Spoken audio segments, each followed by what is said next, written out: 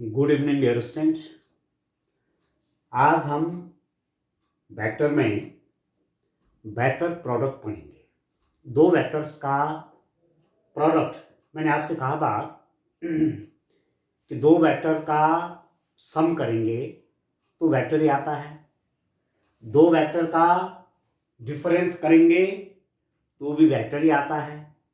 ठीक है, परंतु वेक्टर का जो मल्टीप्लिकेशन है उसको हम दो प्रकार से डिफाइन करते हैं। एक तो आपने पढ़ लिया एक्सरसाइज 10.3 में, बहुत क्वेश्चन कर दिए, dot product of two vectors. दो वेक्टर हैं ए और बी, यदि मेरे पास दो वेक्टर ले लूं मैं, इन वेक्टर का डॉट प्रोडक्ट हमेशा स्केलर आता है, स्केलर क्वांटिटी।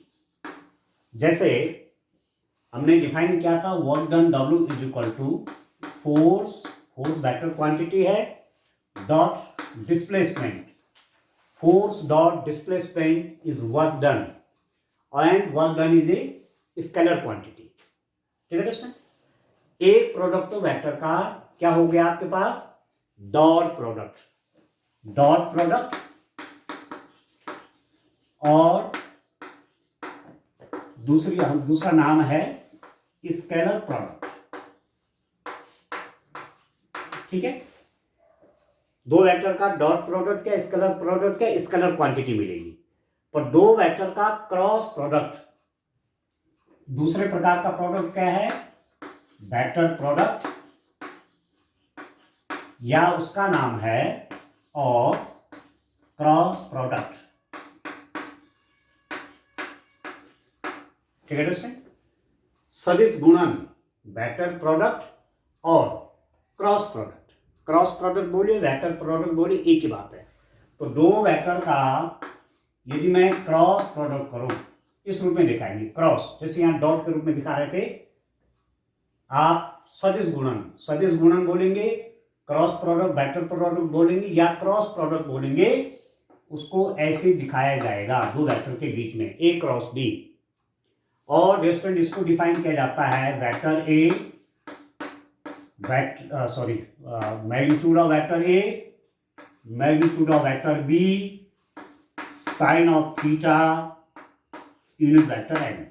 जहां थीटा ए और बी के बीच में एंगल है, ये जो दो वेक्टर ए और बी एक दूसरे से थीटा एंगल पर इंक्लाइंड हों तो उनका क्रॉस प्रोडक्ट आप देखते हैं magnitude of A, magnitude of B, sine theta into unit vector n. ठीक है दोस्तों, अब आप देखिए मैग्नीट्यूड ऑफ ए आपका स्केलर है, मैग्नीट्यूड ऑफ बी स्केलर है, साइन थीटा स्केलर है, पर ये यूनिट वेक्टर एन के कारण राइट हैंड साइड में ये पूरी क्वांटिटी आपकी वेक्टर निकल गई। ये यूनिट वेक्टर एन जो होता है ये इस ए वेक्टर पर भी परपेंडिकुलर होता है और बी वेक्टर पर भी परपेंडिकुलर होता है। कहने का मतलब हुआ कि this n vector is perpendicular to that plane in which the vectors A and B lies. वो तल जिसमें वेक्टर ए और वेक्टर बी पड़ते हैं, ये जो यूनिट वेक्टर एन है ये उस प्लेन के ही परपेंडिकुलर हो जाता है। कहने का मतलब this n, unit vector n is perpendicular to A, unit vector n is also perpendicular to B. ये आपको ध्यान रखना है। तो ये पूरा इतना स्केलर है, यूनिट वेक्टर से मल्टीप्लाई किया तो वेक्टर बन गया। तो क्रॉस प्रोडक्ट क्या होता है, वेक्टर होता है। और जो ये एंगल थीटा है कहां तक डिफाइंड है कि 0 is less than equal to theta is less than equal to pi. ठीक है दोस्तों, इस थीटा की वैल्यू 0 से पाई के बीच में, 0 भी हो सकती है और पाई भी हो सकती है। ठीक हो गया, तो यहीं से हम कुछ डिडक्शंस कर सकते हैं, कुछ परिणाम निकाल सकते हैं। जैसे पहली बात यदि मैं कहूं कि if theta is equal to 0 degrees means A and B are in same direction, A vector और B वेक्टर की डायरेक्शन एक ही है। तो ऐसी स्थिति में क्या हो जाएगा, थीटा आपका उनके बीच का एंगल 0 हो जाएगा। और दोस्तों आप जानते हैं कि साइन 0 डिग्री 0 होता है, तो अब आप A cross B find out करेंगे तो आपके पास क्या हो जाएगा, magnitude of A magnitude of B sine 0 degree into unit vector n, और साइन 0 0 हो गया, ultimately this is equal to 0 vector, इस 0 वेक्टर आ जाएगा। ठीक है दोस्तों, 0 वेक्टर आएगा, 0 वेक्टर। ठीक है, A cross B is equal to magnitude of B sine 0 degree unit vector n, आपका 0 वेक्टर आ गया। ठीक है, यदि उनके बीच का एंगल 0 है। ठीक हो गया। दूसरी बात, यदि मैं ये कहूं कि theta is equal to 90 degree, theta आपका 90 डिग्री है, मींस वेक्टर ए और वेक्टर बी के बीच में 90 डिग्री एंगल है, तो ए क्रॉस बी को कैसे डिफाइन किया जाएगा, magnitude of A magnitude of B sine of 90 degrees unit vector n, और साइन 90 आपका कितना हो गया दोस्तों, 1 हो गया। और यदि आप केवल मैग्नीट्यूड देखना चाहेंगे ए क्रॉस बी, तो सिंपली आपका magnitude of A into magnitude of B हो जाएगा, क्योंकि मैग्नीट्यूड ऑफ एन आपका यूनिटी आ जाएगा। ठीक हो गया दोस्तों। ठीक है, अच्छा दूसरी चीज आप देखें, यदि मेरे पास theta is equal to pi हो गया, अब आपके पास क्या आएगा, A into B, A cross B vector is magnitude of A magnitude of B sine pi unit vector n. ठीक हो गया। साइन पाई कितना होता है, -1 होता है, तो यही पर ही आपकी क्या बन जाएगा, इसका यदि मैग्नीट्यूड देखना चाहेंगे तो ये आपका नेगेटिव में आ जाएगा, magnitude of A into magnitude of B, और एन का मैग्नीट्यूड आपका यूनिटी हो गया। तो देख रहे हैं आप यहां पर जैसे नेगेटिव आ गया। ठीक है दोस्तों, ठीक है ना। तो आपका थीटा यदि आपका π/2 है, तो ए क्रॉस बी का मैग्नीट्यूड आपका मैग्नीट्यूड ऑफ बी हो गया, और ये थीटा आपका पाई है, तो magnitude of A cross B आपका हो गया माइनस वेक्टर ए का मैग्नीट्यूड इंटू वेक्टर बी का मैग्नीट्यूड। ठीक है दोस्तों। अब आपको इसको डायरेक्शन भी कैसे फाइंड आउट करेंगे, डायरेक्शंस को कैसे डिफाइन करना है। देखिए, एक एग्जांपल तो हम डॉट प्रोडक्ट का ले रहे थे, work done is given as the scalar product of force and displacement. ठीक हो गया, दोनों वेक्टर हैं, उनका डॉट आपका स्केलर आया। तो क्या फिजिक्स में कोई ऐसी फिजिकल क्वांटिटी है जहां दो वेक्टर को क्रॉस करेंगे और हमको एक वेक्टर क्वांटिटी मिल जाए। ठीक है, एक एग्जांपल वो देता हूं। टॉर्क आपने पढ़ा है, टॉर्क से डिनोट किया जाता है, ये वेक्टर क्वांटिटी होती है। ठीक है, आर क्रॉस ऑफ एफ, ये भी वेक्टर है, ये भी वेक्टर है, इन दोनों का क्रॉस आपका टॉर्क के रूप में दिया जाता है। ठीक है दोस्तों।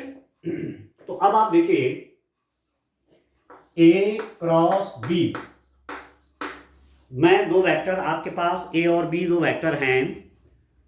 ए वेक्टर इस डायरेक्शन में डायरेक्टर है, बी वेक्टर इस डायरेक्शन में डायरेक्टर है, इनके बीच में थीटा एंगल है। ठीक है दोस्तों, और मैं फाइंड आउट करना हूं ए cross B. A cross B means direction होगा ए से बी की ओर। अब आपने देखा होगा जैसे स्क्रू होता है, स्क्रू एक पेच आप कस रहे हैं, तो पेज की डायरेक्शन ऐसी ऐसी आप करें, ऐसी डायरेक्शन पेज के आप रखें, इस टाइप की डायरेक्शन। ठीक है, एंटी क्लॉकवाइज डायरेक्शन आप पेज के रखेंगे, तो आप देखते हैं पेज आगे की ओर बढ़ता है। ठीक है, स्क्रू ड्राइवर है, तो जब उसको आप यूं करते हैं, मतलब एंटी क्लॉकवाइज डायरेक्शन में घुमाते हैं, तो पेज आगे की ओर बढ़ता है। ठीक है, तो ये स्थिति इसमें भी है कि ए क्रॉस बी मतलब ए से बी की डायरेक्शन में ए क्रॉस बी यदि हम निकालेंगे तो ये पॉजिटिव रूप में आएगा जब आप एंटी क्लॉकवाइज लेते हैं वेक्टर को।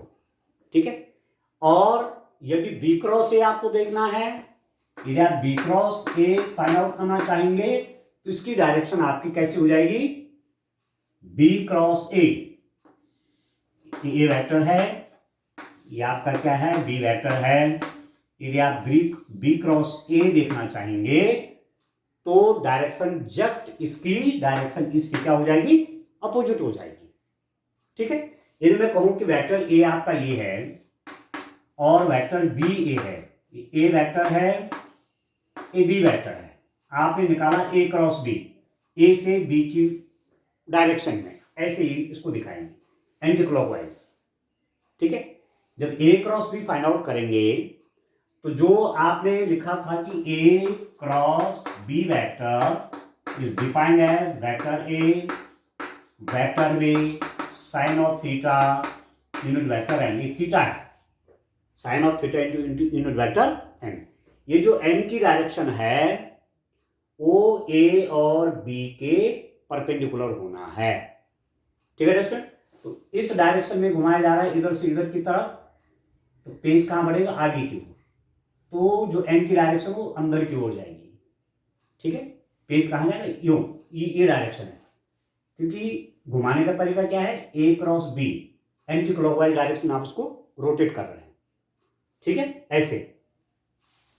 ठीक है दोस्तों, और यदि मैं बी क्रॉस ए निकालना चाहूंगा तो बी क्रॉस ए कितना हो गया, magnitude of B magnitude of A sine of theta unit vector N.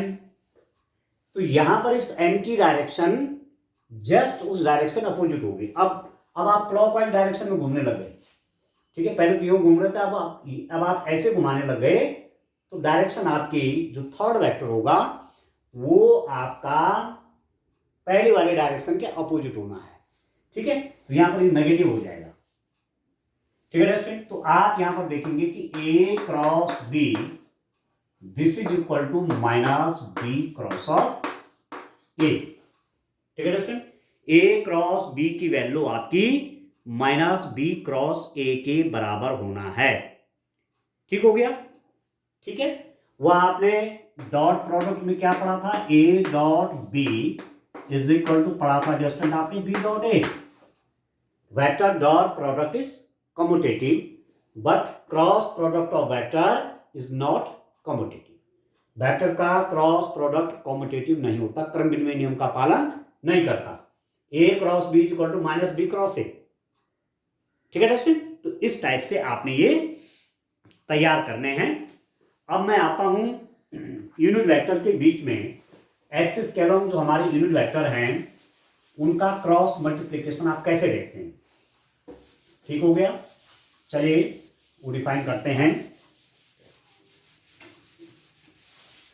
Axis system लेता हूं, x axis y axis z axis के अलॉन्ग यूनिट वेक्टर आपको मालूम है कि आई जे के होते हैं।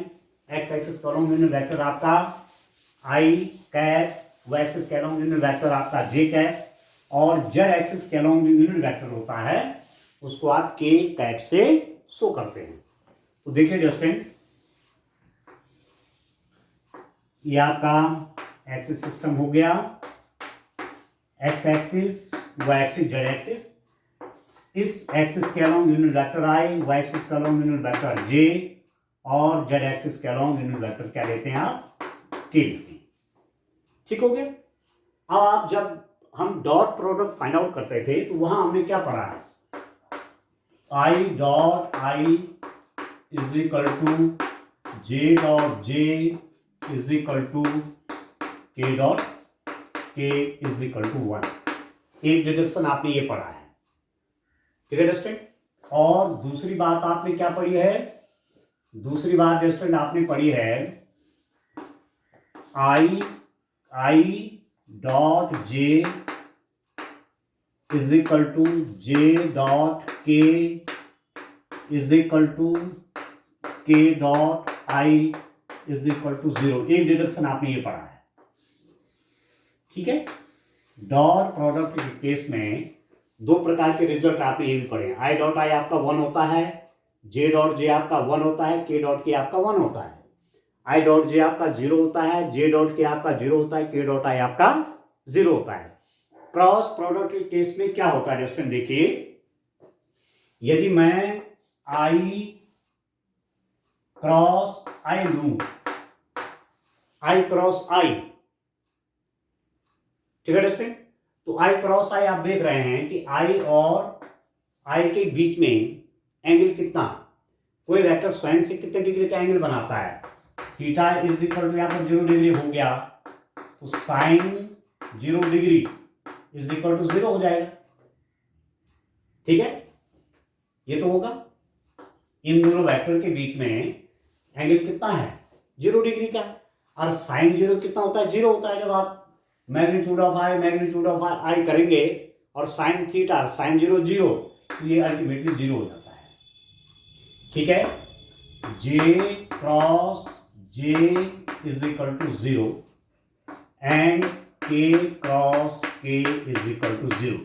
एक डिरेक्शन आपके पास ही आ गया, जबकि यहाँ क्या था, आई डॉट आई 1 था, यहाँ आई क्रॉस आई क्या है, 0 है। तो ये में डिफरेंस है डिस्टेंट। ठीक हो गया। दूसरी बात मैं देखता हूं, आई क्रॉस जे कितना होगा। अब देखो, इसके लिए आपको थोड़ा सा ये फिगर आप याद रखिए। ठीक है, एग्जाम में भी आएगा, तो जब भी आप क्रॉस प्रोडक्ट वेक्टर का निकालेंगे तो ऐसा आप बना लेंगे कॉपी पर। ठीक हो गया। इधर इसको दिखा लीजिए, आई ये है जे, ये है के, ये है एंटी क्लॉकवाइज डायरेक्शन यो। ठीक है दोस्तों। तो यदि आपको आई क्रॉस जे निकालना हो, आई क्रॉस जे निकालना हो, तो आप जानते हैं कि आई और जे के बीच में 90 डिग्री का एंगल होता है। आई क्या है, this I is directed along X axis, J is directed along Y axis, then the angle between this x-axis and y-axis is 90 degrees. So I cross j is magnitude of I, magnitude of j sin 90, and a vector which is perpendicular to I and j, a vector which is perpendicular to I and j, and that is the k vector. This k is perpendicular to I, this k is perpendicular to j, and you already know that I cross j means two vectors. The definition you define A cross B is magnitude of A, magnitude of B, sin theta unit vector n, and this n is perpendicular to both A and B. Now here see, this k is perpendicular to I as well as j. So here I write k. Okay, understand? I cross j is equal to magnitude of I is 1, magnitude of j is 1, because these vectors are unit vectors, sin 91, so this is equal to k. Okay, I cross j is equal to k, ये आप याद रखेंगे।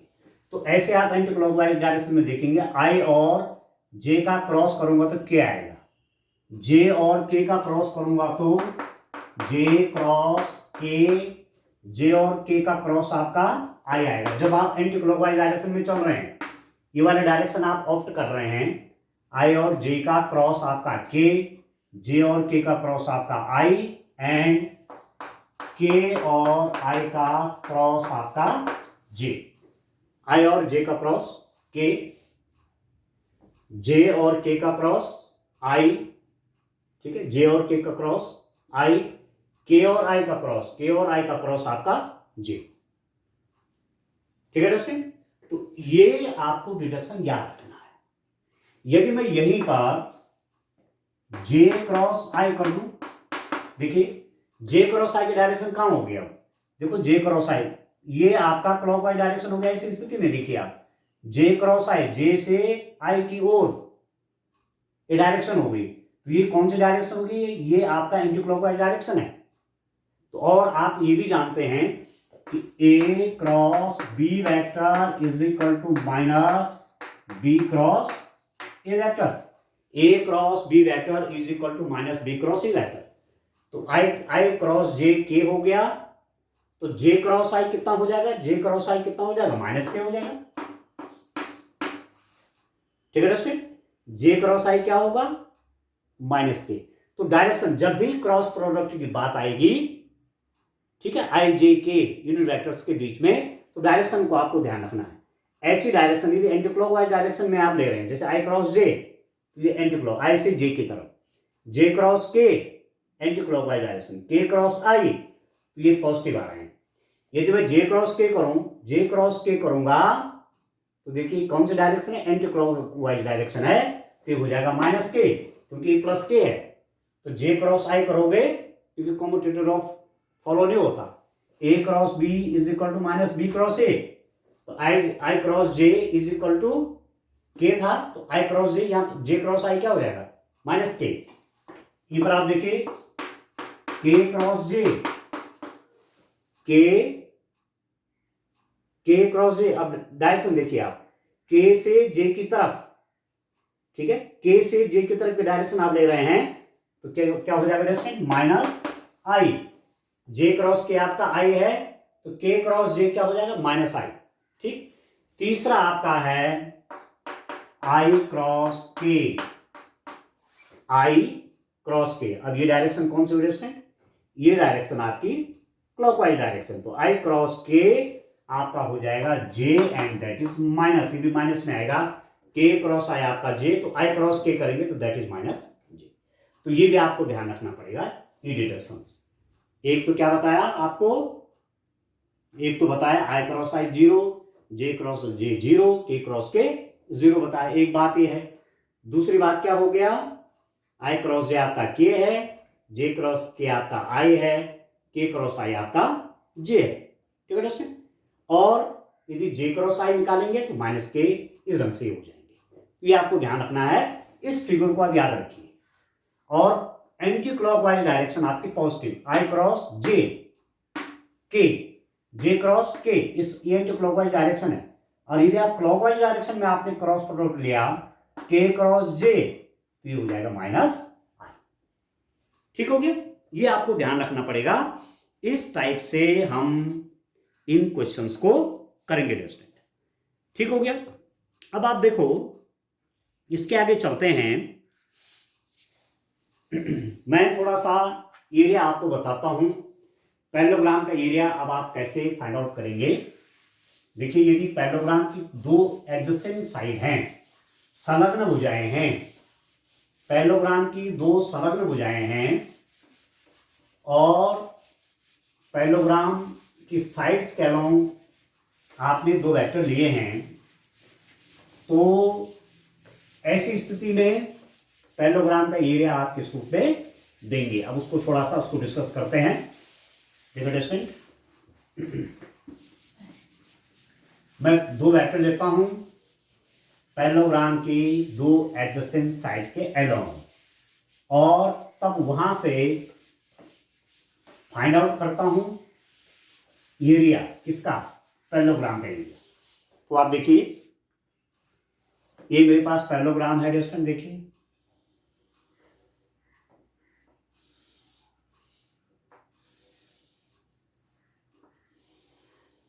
ये ए B सी और B, ये vector A है,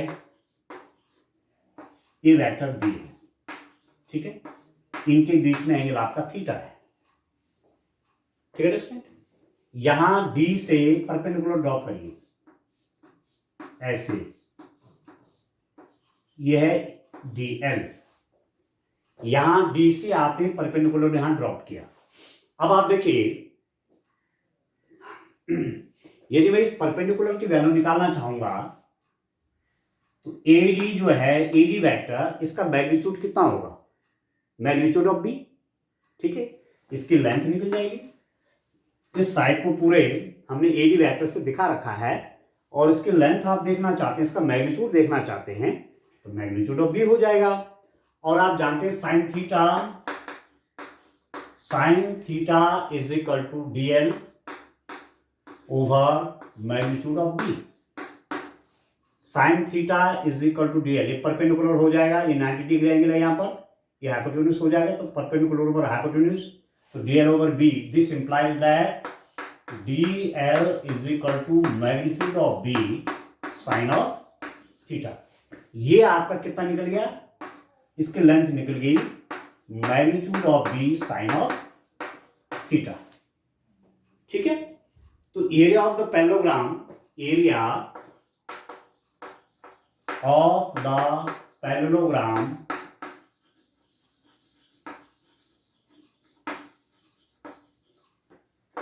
समांतर चतुर्भुज का क्षेत्रफल, समांतर चतुर्भुज का क्षेत्रफल कितना हो जाएगा? This is equal to just a side, ठीक है। समांतर चतुर्भुज का क्षेत्रफल क्या होता है? बेस के एक साइड इनटू उनके बीच का परपेंडिकुलर डिस्टेंस। ये तो आप फाइंड आउट करते हैं, ठीक है। ए बी, ए वाले लेंथ, अब यहां से चलिए, बाय द वे आप यहां आपने परपेंडिकुलर ड्रॉप किया है, इसको देखिए, यहां आपने इस पे परपेंडिकुलर ड्रॉप किया है, तो ये अपने आप में एक आयत बन गया, रेक्टेंगल बन गया, ठीक है। और रेक्टेंगल का ये बेस हो गया, तो जितना ये आगे है उतना ये यहां से यहां है, ठीक है। तो आप कह सकते हैं कि यहां से यहां तक आपके पास ए है, और मैं पूरा कहूं कि ये मैग्नीट्यूड उस वेक्टर का कितना है, मैग्नीट्यूड ऑफ ए, यहां से यहां तक मैग्नीट्यूड ऑफ ए है, लेंथ इसके देख लीजिए। तो यहां से यहां तक इसकी लेंथ भी मैग्नीट्यूड ऑफ ए हो जाएगी, एल, यहां पर आप सी डैश माना कर लीजिए, तो एल सी डैश पे आपका मैग्नीट्यूड ऑफ ए हो जाना है। तो ये तो बन गया आपका रेक्टेंगल की एक साइड और ये रेक्टेंगल की दूसरी साइड है।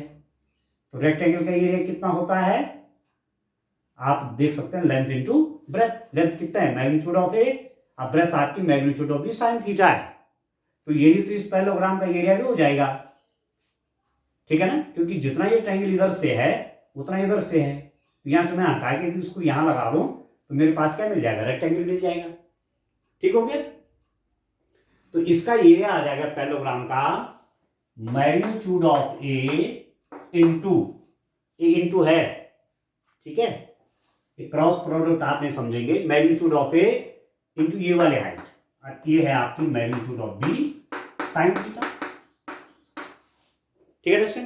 अब ये क्या है, आपने ए क्रॉस बी पढ़ा है, vector A cross B is given as magnitude of A magnitude of B sine of theta into vector N. यदि मैं इसका मैग्नीट्यूड निकालना चाहूंगा ए क्रॉस बी का, तो ये तो मैग्नीट्यूड के रूप में है ही है, साइन थीटा और यूनिट वेक्टर एन का मैग्नीट्यूड क्या हो जाएगा, 1। तो ये आपका आ गया ए क्रॉस बी। तो कहने का मतलब ये क्या है, this is A cross B magnitude is equal to magnitude of A magnitude of B sine of theta.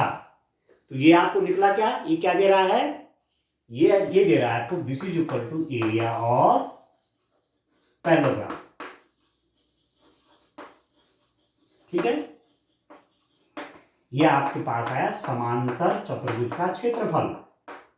समांतर चतुर्भुज का क्षेत्रफल कैसे फाइंड आउट करेंगे आप, A cross B magnitude, A cross B निकाल देंगे और उसका मैग्नीट्यूड निकल जाएगा, तो समांतर चतुर्भुज का क्षेत्रफल निकल गया, ठीक हो गया। तो कहने का मतलब हुआ कि यदि पैरेललोग्राम आपके पास है, इसकी दो एडजेसेंट साइड को आपने दो वेक्टर से दिखा रखा ए और बी, तो ए इसका एरिया आप कैसे फाइंड आउट करेंगे, तो इसका एरिया हो जाएगा ए क्रॉस बी निकाल लेंगे आप, वो वेक्टर आएगा, उसका मैग्नीट्यूड ले लेंगे, जितने आएगी वो इस पैरेललोग्राम का एरिया आ जाएगा, ठीक है दोस्तों। और इस पैरेललोग्राम को आप देख रहे हैं कि ये पैरेललोग्राम दो इक्वल एरियाज के ट्रायंगल से बना हुआ है, ठीक हो गया, ठीक है दोस्तों। इसी को आप यहां से देखेंगे, यदि मैं इसको यहां इसको ज्वाइन कर दूं, ठीक है, तो पैरेललोग्राम का डायगोनल इसको दो ट्रायंगल में डिवाइड करेगा जिनका एरिया इक्वल होगा।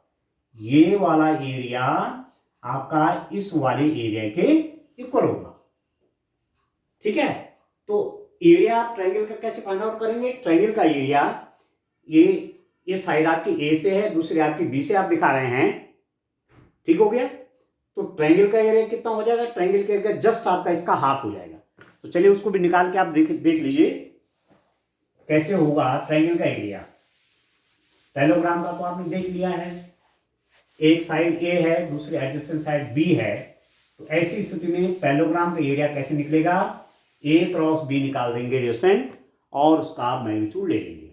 ठीक है, यदि मेरे पास ट्रायंगल है तो ट्रायंगल का एरिया आप कैसे निकालेंगे? ट्रायंगल का एरिया देखिए डियर स्टूडेंट, यदि मैंने किसी ट्रायंगल की एक साइड इस वेक्टर से दिखाई और ट्रायंगल की दूसरी साइड एडजेसेंट साइड दूसरे वेक्टर से दिखाई, ये ठीक है दोस्तों, ए बी सी मेरे पास ये कोई ट्रायंगल है, इस ट्रायंगल को मैंने ए वेक्टर से दिखाया और इस साइड को ट्रायंगल की इस साइड बी को मैंने वेक्टर ए से दिखाया, ट्रायंगल की इस साइड बी सी को मैंने वेक्टर बी से दिखाया। ठीक है, अब आप इसका एरिया फाइंड आउट करना चाहते हैं, इस ट्रायंगल का एरिया कितना आएगा, तो मैं इसकी परपेंडिकुलर डिस्टेंस ले लेता हूं। देखिए इसकी हाइट ले लेता हूं ट्रायंगल की, तो मैंने उसके लिए क्या किया, यहां से परपेंडिकुलर ड्रॉप किया। ठीक हो गया, यदि एंगल थीटा है, ठीक है दोस्तों, तो अब आप निकाल सकते हैं यहां भी sine theta is equal to perpendicular A L divided by hypotenuse and that is magnitude of A. ये तो वेक्टर ए है, इसका मैग्नीट्यूड क्या हो जाएगा, ए बी। ए बी का मैग्नीट्यूड कितना हो जाएगा, मैग्नीट्यूड ऑफ ए बी, तो मैग्नीट्यूड ऑफ ए, तो this implies that A L is equal to magnitude of A sine theta. तो आपके पास ट्रायंगल की हाइट आ गई, देखिए ये हाइट आ गई इसकी, ये हो जाएगा मैग्नीट्यूड ऑफ साइन थीटा। और बेस इसका जो है बी सी, ये क्या है, बी वेक्टर से हमने दिखा रखा है। ठीक है, तो इसका मैग्नीट्यूड क्या हो जाएगा, बेस की लेंथ कितनी हो जाएगी, इस वेक्टर का मैग्नीट्यूड। ठीक है, तो area of triangle A B C is equal to 1/2 into base into height.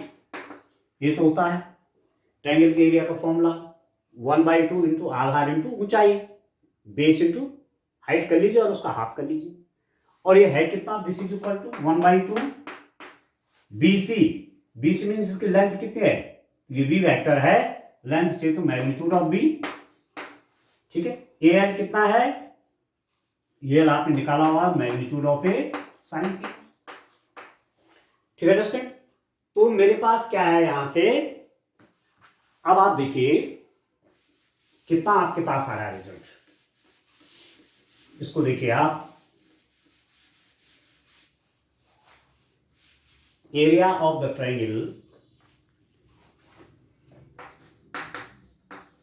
Area of the triangle ABC is equal to कितना होगा distance, 1/2 magnitude of A magnitude of B sine of theta. ठीक है, magnitude of A magnitude of B sine theta by 2 and this is equal to 1/2 A cross of B. क्योंकि आपने A cross B पढ़ा है, magnitude of A cross B पढ़ा है, magnitude of A magnitude of B sine theta. ठीक है, तो यदि आप रिजल्ट आपके पास क्या आ गया कि किसी त्रिभुज का क्षेत्रफल, यदि त्रिभुज की दो एडजेसेंट साइड के अलोंग वेक्टर्स आपको दिए हुए हैं, जैसे इस साइड के अलोंग ए वेक्टर, इस साइड के अलोंग क्या है, बी वेक्टर है, तो इस ट्रायंगल का एरिया कैसे निकलेगा, आप उसका क्रॉस प्रोडक्ट निकाल लीजिए और उसका हाफ कर लीजिए।